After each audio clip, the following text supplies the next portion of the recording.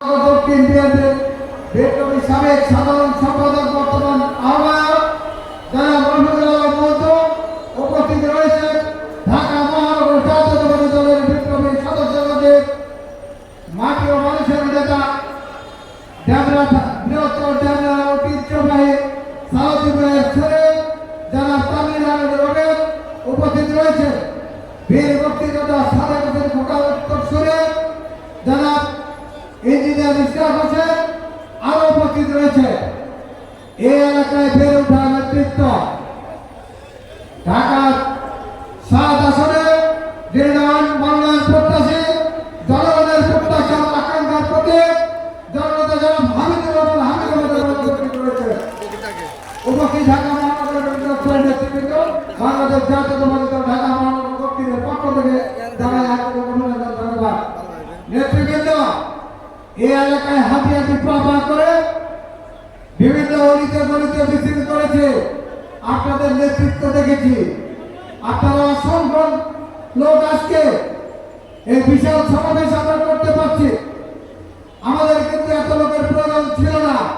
যারা ত্যাগী নেতা কর্মীরা রয়েছেন শুধু তাদেরকে দিয়ে কিন্তু আমরা এতদিন আন্দোলন করেছি।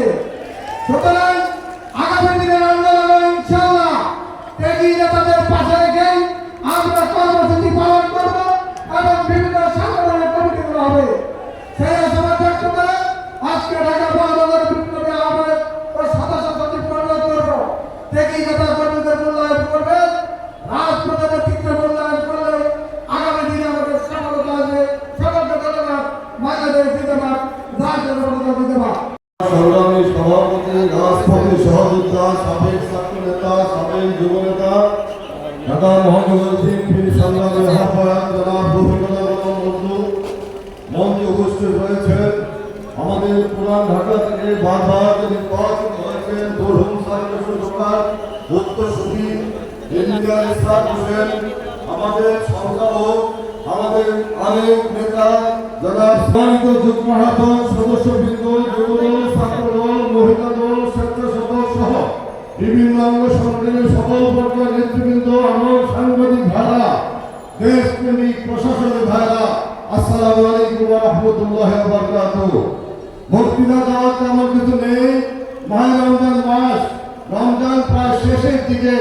আমরা আল্লাহর কাছে ফরিয়াদ করি এই রমজান মাসের উছিলায় দেশের বেগম খালেদা জিয়া, তারেক রহমান সুস্থ হয়ে বাংলাদেশে ফিরে আসে। আমরা সকলে বলি আমিন।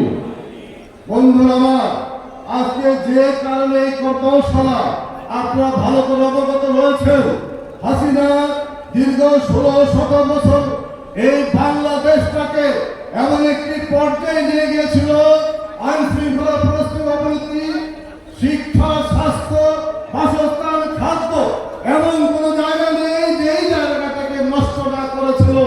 আমরা জেল খেটেছি, হামলা শিকার হয়েছি, মামলা খেয়েছি, গণহত্যার শিকার হয়েছি, আয়না ঘরে গিয়েছি, অনেক ঘটনাই ঘটেছে, কিন্তু রাষ্ট্র কাঠামোকে ধ্বংস করে দিয়েছে।